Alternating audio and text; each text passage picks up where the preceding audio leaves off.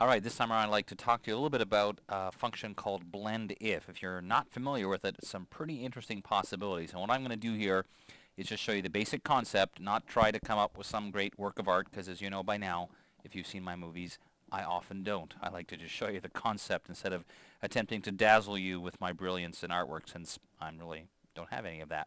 So here's the basic idea. I'm going to add a new layer above this photo. I already have another layer I'm going to use to show you something a little bit later. I'm going to fill that layer with white. Since my background color is white, I'll press Command Delete on the Mac, which would be, of course, Control Backspace on Windows. And we're going to go to our filter menu and use Render Difference Clouds.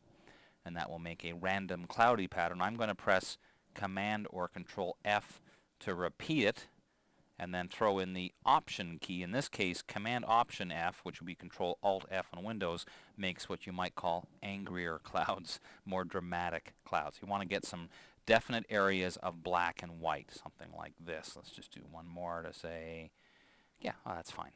So, to get to blend if, you have two possibilities. One is to go here under the layer styles options to where it says blend options, or you can just double click on the layer itself, and that will also launch into the overall layer styles, including blend if. So here's our layer style dialog box. It's the regular layer style with the drop shadow and so on, but because we're in blend options, it has this part at the bottom. That's where we're going to focus on, where it says blend if. And we're currently using the default, which is gray. So it's using shades of gray. I'm going to move this over a little bit more so basically we can just see this important part here.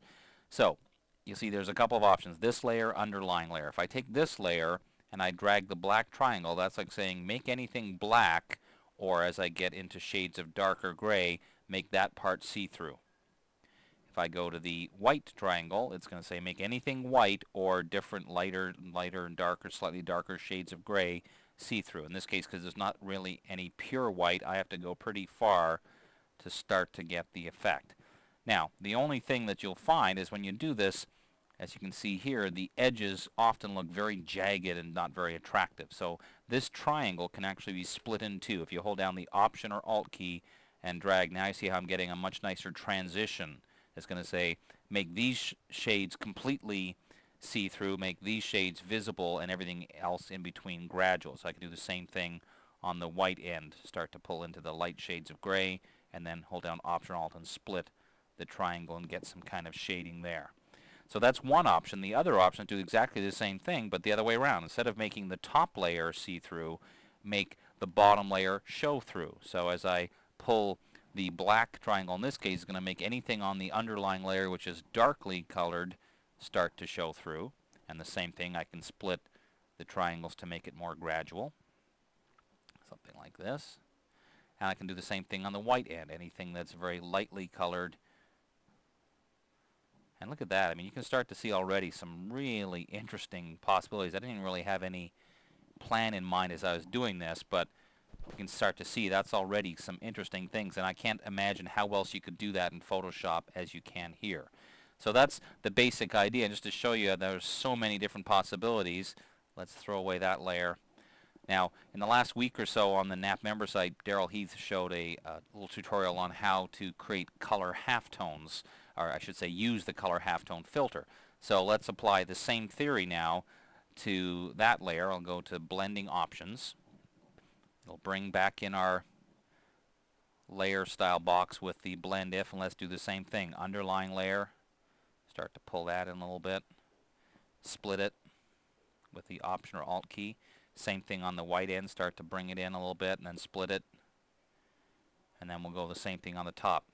Move the triangle. Actually, we'll probably leave this one and just pull it just a hair. Well, actually, you know what? We'll probably leave it just as is and pull this side in a fair bit and then split it quite a bit.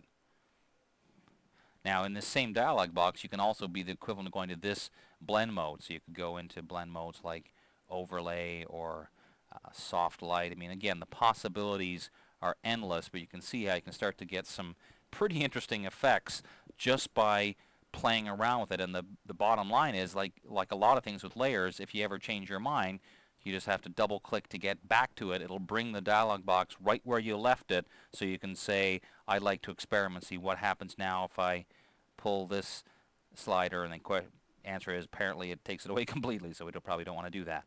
But again, you get the idea that you can just start to play around. Experimentation is the key, like a lot of my techniques I like to show you, and the possibilities really are endless here. It's a very interesting possibility. As I said, and as the case with most of my techniques, the key to this is experimentation. The more you play with this, you just never know what you might start to see when you start blending photos together. It might even change the look of your photo quite dramatically. I was Dave Cross. I'll see you next time.